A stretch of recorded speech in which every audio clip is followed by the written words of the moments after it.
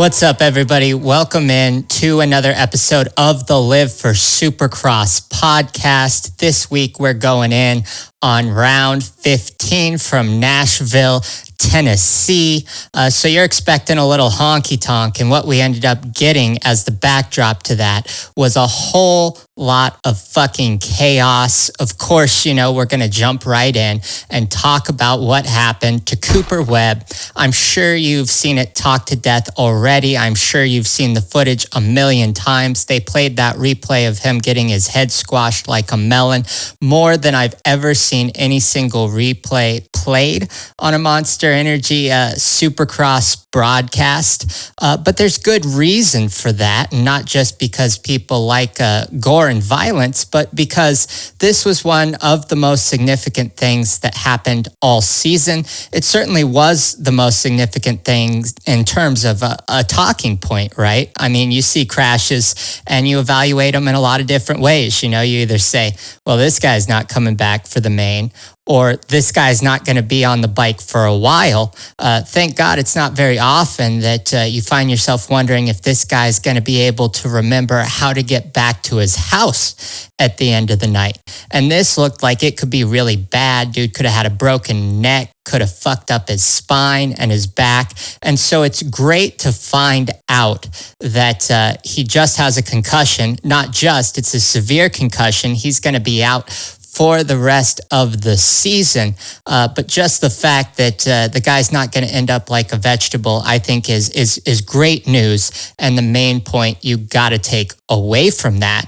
But that being said, and glad to say that the number two's okay, for us as fans, this pretty much put an end to the championship battle. This guy was 11 points down coming in, which even with Eli's speed and consistency taken into account as of late and pretty much always, isn't all that much. And even if he was able to come back for the last two rounds, he's over 30 down now with that DNF. And that's just a bummer for us because it seemed like that was the only guy that could keep it interesting until the end. Or I guess we have to ask the question, was it really? Because you can't forget about the number 23 of Chase Sexton. He's only 18 points down, and you probably know how this works already, but I'll throw up the point scoring because it is not as straightforward as it possibly could be. And if you take a look at this, you can see that if Chase wins the last two races, which is absolutely achievable given his skill and his consistency ever since Atlanta.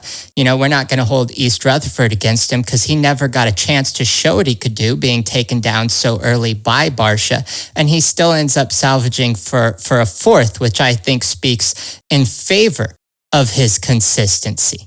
And if he comes out and puts two down, clinches it, and Eli is forced to deal with mechanical problems or is just having an off night or gets a sore neck again, if he ends up finishing, you know, 2 8th places, then this thing is going to come out as a tie, you know, and you never know what can happen in this sport. Take the clip of Cooper Webb getting run over as an example. So it's certainly not outside the realm of possibility.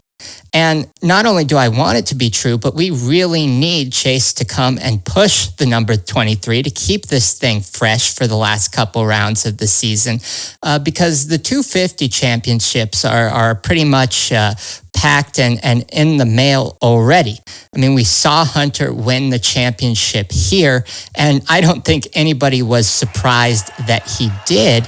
He might have done it last weekend if not for the crazy circumstances of that mutter. And, you know, if you look at the stats here, the dude from the 22-23 season, or I'm sorry, for the last two seasons, he has 17 podiums in 18 starts. He's led 145 laps. He has 7 wins just on the year of 2023. And as if this wasn't an achievement enough, him coming home with his first championship, for us, it makes things less exciting when you consider that next week in the 250 West, when we go back west to Denver, his brother, the number 18 of Jet Lawrence, is going to have the same exact chance. After RJ Hampshire makes that rash yet ballsy move in the last turn and ends up literally burying his season in the mud, Jet is 39 points up. And, if Jet stays healthy and just shows up for the main event, gets through qualifying, all he's got to do is finish top 10, which no one thinks Jet Lawrence isn't going to do. His worst finish of the season is a second place, and that only happened to him twice. So you can imagine that this thing's done. It's going to be his second Supercross championship because of an injury last year. He ends up coming away with one in the West and one in the East, which hasn't been done all that often. And even though he didn't necessarily get to battle the cream of the crop in either class because of injuries, a la Austin Faulkner, he probably would have got it done anyways. He might be the best dirt bike rider in the world already. If not, then soon to be with a couple years on the big bike. And of course, he's already got the 2 outdoor championships as well. So he brings his tally to 4 total. And so we can expect him to see him celebrate next week in his typical fashion, but maybe with a little bit of tact, given the fact that he's already accomplished the feat so many times already in his young career. Now let's go ahead and get into the night show. We're going to go ahead and start by discussing the track. It rained overnight in Nashville, Tennessee. And so in the morning for the qualifying sessions and free practice, the track crew not able to water. So you had some situations, some corners where it was awfully slippery. It was just slime on top.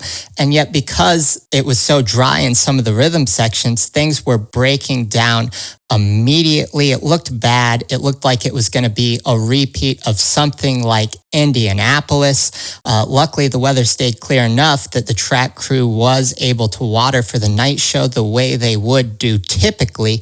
But even so, the dirt was so hard packed that when you combine all the notched out sections and you consider the fact that these crazy braking bumps are going to develop, especially in the places where acceleration and braking is happening, which is exactly the last way you want it. With that stiff Supercross suspension, these guys' arms and shoulders are going to be taking a beating all night. And when you consider that the transitions are going to get G'd out, that the jump faces are going to become like walls, super steep, especially at the bottom, these guys are really just going to take a pounding.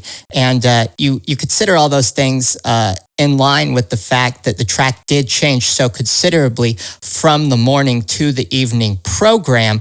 It's really not surprising that we got a lot of the chaos that we did, both in the heats and in the main events. And even though there was quite a bit, I'm almost lucky that we didn't end up getting more of it because it wasn't a survival situation, but it seemed at times in the day that the track could approach that. Even so, there were certain riders that managed to come out and find a way to shine. And I think one guy we got to talk about, even though he ended up only getting third in the main, is Jordan Smith. He looked absolutely great all night, except for one little bobble. Fast in the heat race especially, gets out front early, looked more in control than he usually does, known for crashing, ended up crashing in the main last week, which given the conditions, not that surprising, and it's hard to hold that against him, but he doesn't make any mistakes in the heat here, and he holds up under pressure from Hayden Deegan, who certainly wanted to get by him, and you know that they ain't friends. You know that Jordan Smith's having PTSD of the last time the youngster came up behind him, and it was good for him to stay cool under pressure, and when he gets to the main, we see more of it early. You know, he gets a great great jump, and he wastes no time on Hunter Lawrence, makes one of the most decisive passes you can possibly make while keeping it clean. And while we know that Hunter Lawrence is in championship management mode at this point and just wants to get it to the finish line, this guy wants to win as much as anybody. And if there was an easy opportunity to get by Smith, he would have taken it much earlier than he did. Of course, by keeping the pressure on and by playing that strategy, he does, I think, play some part in forcing Jordan Smith to make the one mistake that he does. Jordan Smith tried to rail that sand berm hard. He'd been good in this section all day, but he just doesn't get settled in the rut. And I think he could have averted how bad it went if he'd been willing to slow down, but he keeps the throttle pen, did not want to cede the position. And the fact that he's able to save this thing, getting front centered over this sand roller, really impressive. Great recovery. You saw the pit guy, you saw his mechanic put the board up, said just breathe, regroup. That's exactly what Smith did. And of course, Shimoda got by him, and good on the number 30, Joe Shimoda, because he did not let Jordan Smith have that position back, even though Jordan Smith was pressuring him all the way to the very last turn. And I think you just got to give it up for both of these guys, because some of the luck they've had as of late, they've really been working hard, putting in good performances, and it was great to see that manifest here with both of them getting on the podium. Now, before we go ahead and move on to the 450 class, I want to take a minute and I want to discuss the guy that took fourth place in the lights main event. And that is, of course, the number 238 of one young Hayden Deegan. And we're not talking about him because he took fourth place. At this point, I practically expect the guy to take podiums. He's got the pace. He's got the consistency. He chased down Hunter Lawrence last week in the mud, despite putting it down spectacularly, trying to get around him. So I'd really only talk about his performance if he ended up on the box. Of course, you do have to consider that here he only ended up finishing 7 seconds behind Hunter Lawrence in Nashville, who had clean air for a lot of the race and who was tucked in behind Jordan Smith, copying his lines and learning, and who had a whole lot of speed, more speed than the people that were in front of Hayden Deegan. The real reason we're going to bring this guy up here is because he's engaged in the closest thing we have to a championship battle at this point. It's the battle for second, and he is battling with the Brit Max Anthony. If you look at this thing coming into Nashville, Max Anthony, the number 63, was only 1 point down. And after all is said and done, in the night show here, Hunter Lawrence would end up finishing one position ahead of Anthony, who ended up taking fifth, and would extend that 1 point lead for second place to 2. He ends up with 168 on the season, while Max Anthony has to settle for being at 166 at the moment going in to the final 2 rounds. But you could tell early on that these two were fully aware that they were battling for something even more than just a race win, which on its own is significant. But if you looked at the pace these guys were bringing right from the heat races, this was for each other. This wasn't just for the sake of it. You've got Deegan on Smith's tail for all of the heat. And, we'll take a look. He tries to run it in a little bit in this last turn. Knew he wasn't going to get there. And sure, this is maybe just a message to Jordan Smith as well. But this guy isn't just trying to flub his way into the main. He wants to show that he's got the speed for anyone who's watching, and especially Max Anthony. Now for Max Anthony, he gets his first win of the season. And last week in East Rutherford, New Jersey, does it in the mud, leads from the first turn to the checkered flag. And of course, he's running on the high of that. And so you would expect him to come out here, especially knowing Hunter might mail it in, and try to repeat what he did last week and pick up his second win. But we also know this guy likes to ride, not conservatively, but he's not the type of guy to take crazy chances. He just wants the bonus checks. He's made it clear. He's just trying to get on the podium. And the level of aggression that he brings out in trying to hold Hunter Lawrence off in this first heat, I think shows that he knows something more is on the line than just that gate pick, that something greater is at stake when it comes to the number 238. And I don't think you can hold it against him that he ends up falling out of this rut here. It was almost foreshadowing of what happened to Cooper Webb. And I'm just stoked that the guy was willing to push it the way that he was. Excited to see these two go at it at Denver and possibly in Salt Lake City if they finish close to each other next week in Utah. And when it comes to the main event, Anthony ends up finishing 17 seconds down from Hayden Deegan. But for most of the race, it didn't look like it was going to turn out like that. They get around the first turn in similar positions, the number 63 just behind the number 238. And Anthony keeps the youngster within his sights within a second and a half for the first 10 minutes of the race. And the thing that ends up being the defining factor is that Jeremy Martin out there, he's a bulldog. He did not want to cede an inch to anybody. It took Hayden Deegan a long time to work his way around this guy. Had to be really aggressive and make a pass on the outside after the whoops to do it. And we know that was a treacherous section. We saw what happened there all evening, and we saw what happened to Cooper Webb. And Deegan gets it done anyway, and that allows him to take off. Max Anthony not able to deal with Jeremy Martin in nearly as expedient of a fashion. And by the time he does get around the number 6, Deegan's gone, and Anthony realizes he's just going to bring it in to the finish. Now, let me just start off this 450 introduction by saying I am not going to show the Cooper Webb crash again. If you haven't seen it enough throughout the week or on the broadcast, then I'm sure you can rewind and rewatch it some more at the beginning of this program.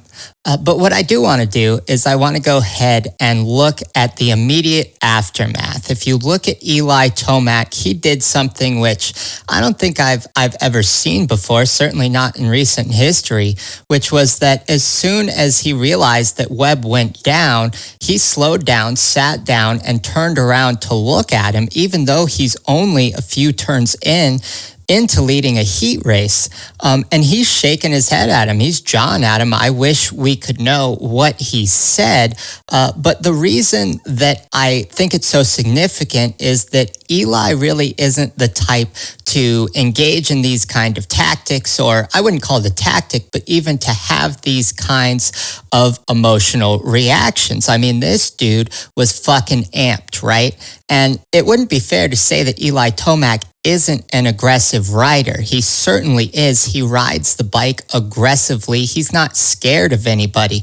But at the same time, he doesn't bring aggression in terms of pushing other riders, of engaging in tactics.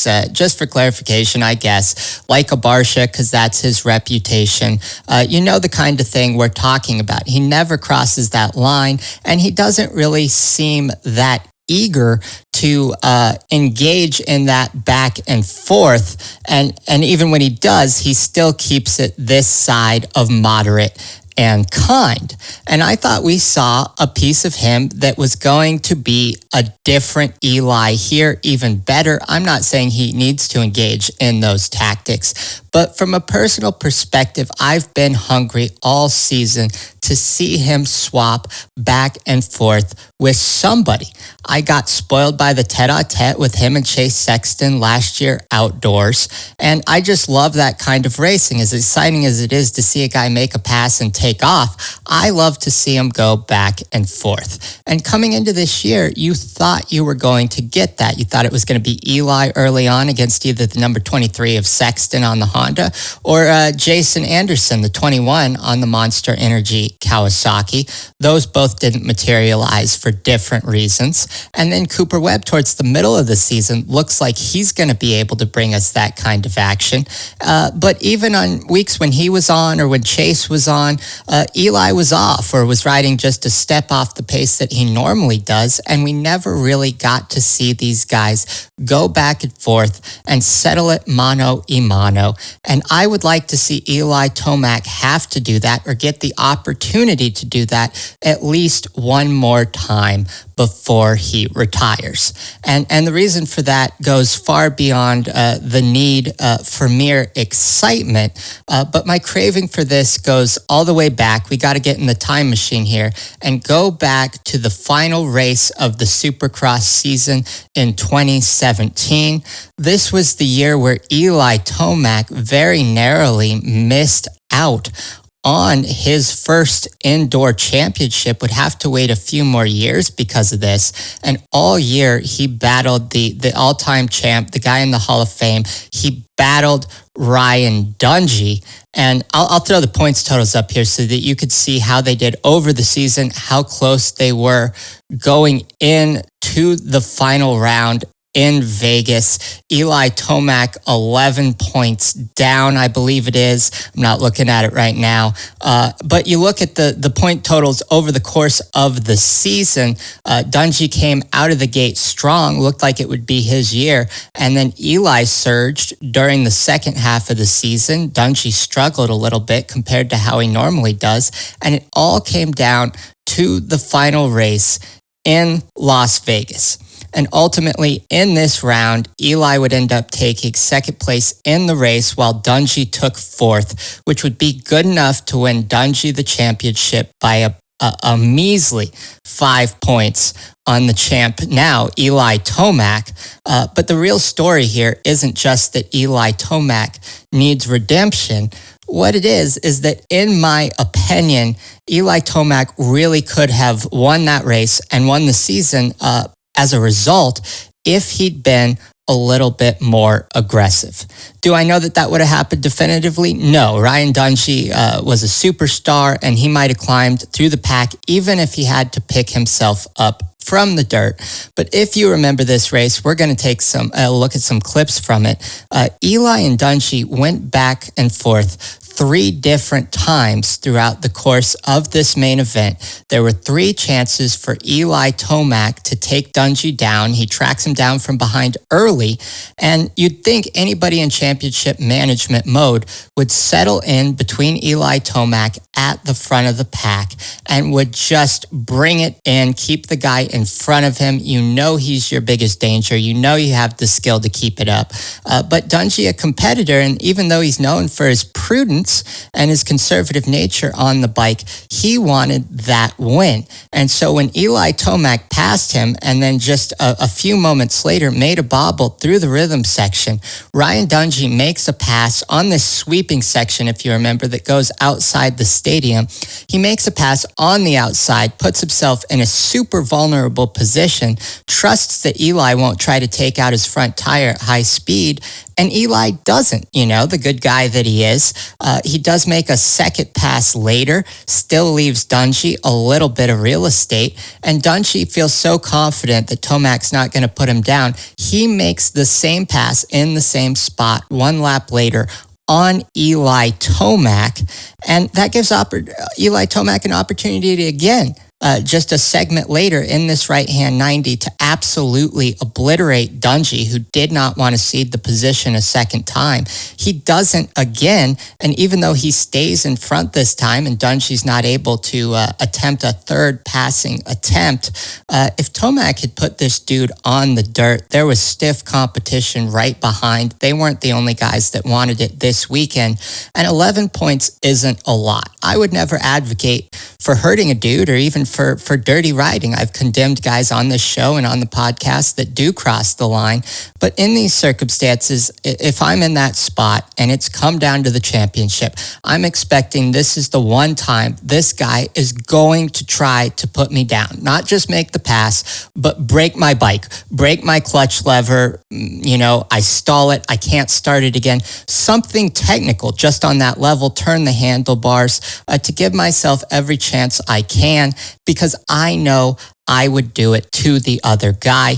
Eli Tomac didn't take that chance. You got to think that part of him probably regrets it. Maybe not now that he has all the championships to his name, but certainly at the time. And I've always wanted to see Eli Tomac get one more opportunity to go up against somebody at the end of the season when the points are close, who has similar speed and brings it on the same weekends, and see if Eli is as shy as he was then, or if the silver fox that we have now, matured as he is, would be willing to step up and jaw just like he did at Cooper Webb and not give an inch and push even harder and much harder than he did compared to that 17 season.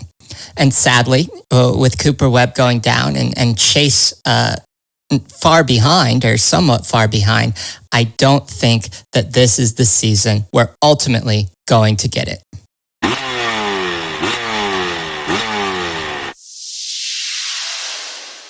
Now, when we jump into the 450 main event here, the first question I have to ask is, given the rest of the carnage and surprises handed to us throughout the rest of the night, did the 450 main event live up to that level of expectation, to the expectations set by the heat races? And the answer has to be that no, it did not. But that doesn't mean that we didn't end up getting anything interesting out of it. We got an opportunity to see how Eli Tomac would respond to coming to race just minutes after finding out his main competition in the championship would no longer be a factor. We got to see if he'd just come out and mail it in, given that Sexton's his only adversary at this point, or would he still put it down, running on the adrenaline of the evening and being the champion that he is, and put on a great show for everyone?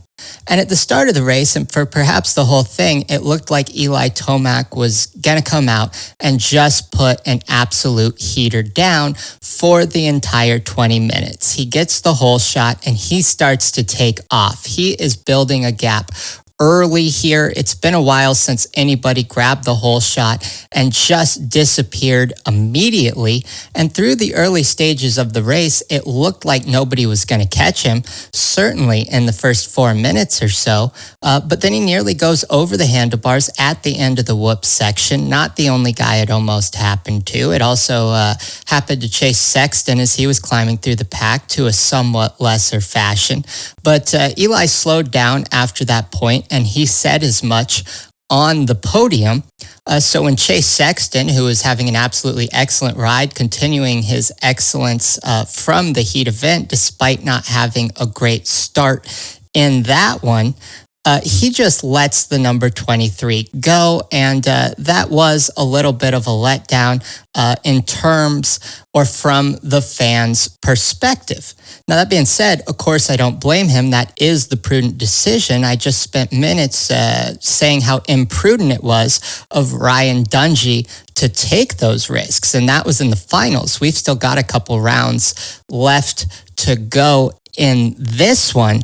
But the point is that I think Eli Tomac would have handled this differently if the guy chasing him down from behind wasn't the 23 of Chase Sexton, but was the number 2 of Cooper Webb. We talked about the attitude that he showed in the heat race, shaking his head, and I think just out of a matter of pride, he wouldn't have given Cooper Webb the courtesy of just letting the guy breeze around him. I'm not saying he wouldn't have let Webb make the pass. He probably would have. But after that, he would have stuck on Webb's tail to the end just to let the other dude know, you know, man, I could have it if I wanted it, but you're already beat at this point. But he made no pretense of trying to put up a battle with Sexton, and he was feeling pretty good in New Jersey if the way he looked on the bike is any indication. And I think that just has to say that at least indoors, the last year's motocross season aside, Eli thinks he's already beat Chase Sexton in this one. He doesn't lend him the same real estate in his mind that Cooper Webb seems to inhabit. He feels like Chase Sexton had to ride beyond his potential throughout the first 14 rounds or the first 10 rounds or so, just to try to keep up with Eli, to get in front of him. And he feels like he doesn't have anything to show to Chase Sexton at this point. I'm sure Chase Sexton isn't too hurt about it because this guy looked super fast. He was absolutely in command. Kinks ironed out. I already praised him earlier when we were talking about his long shot to still win the championship, so we don't have to reiterate all that. But he put it down here just like he did in Atlanta, just like he might have done in East Rutherford, despite the conditions, if given the chance. And I am excited to see how close he keeps it and what he can really do in a couple weeks when we take these bikes outdoors. As for the rest of the 450 main, we didn't get a ton of race action. So the last guy we'll go ahead and talk about is Justin Barcia, the number 51 on the gas machine. If you watch the broadcast, then you know all about his travails coming out of Nashville, Tennessee.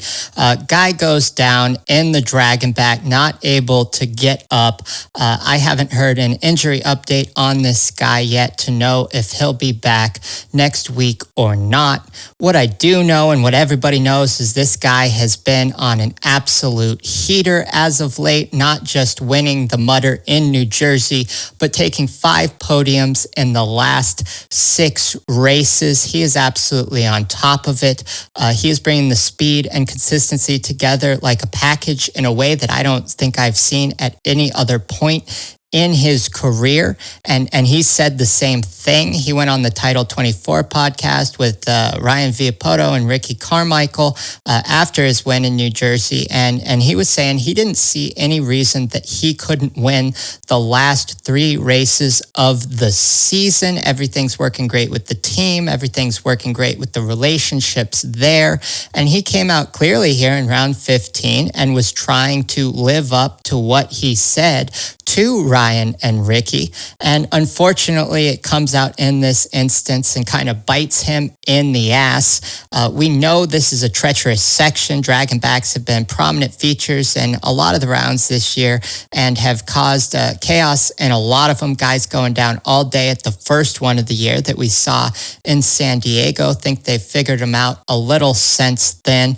But most guys pretty cautious with them, as cautious as you can be, and still put in fast lap times. Justin Barcia, the exception to this rule. We'll take a look at a clip. He was absolutely throwing the bike around off of this Dragon back all day. We know he's a dude that takes liberties with the bike, loves to throw it around, not afraid to be aggressive with it. And it ends up not working out in his favor here. Scrubbing off the top of that thing is absolutely insane. He's the only guy I saw actually do it in that fashion. Everybody else just setting up, trying to survive it and set up for the whoop section that immediately followed. Not him. And I don't know if he tried to scrub on this occasion because they didn't give us a clip except for the very end where he was already going over the bars. But something happened here, and just a shame to see his momentum crushed like it was. Hope to see him rebound next week without his momentum being dashed. Like to see him get a couple more podiums at the end of the season. And what I'd like to see even more is to see going into the Lucas Oil Motocross Championship in a couple weeks. Can he bring the increase in speed and the increase in consistency that he brought us in the indoor season through the last half of 2023? I'm not sure if he can, but I think that he can, and I won't be surprised to see it.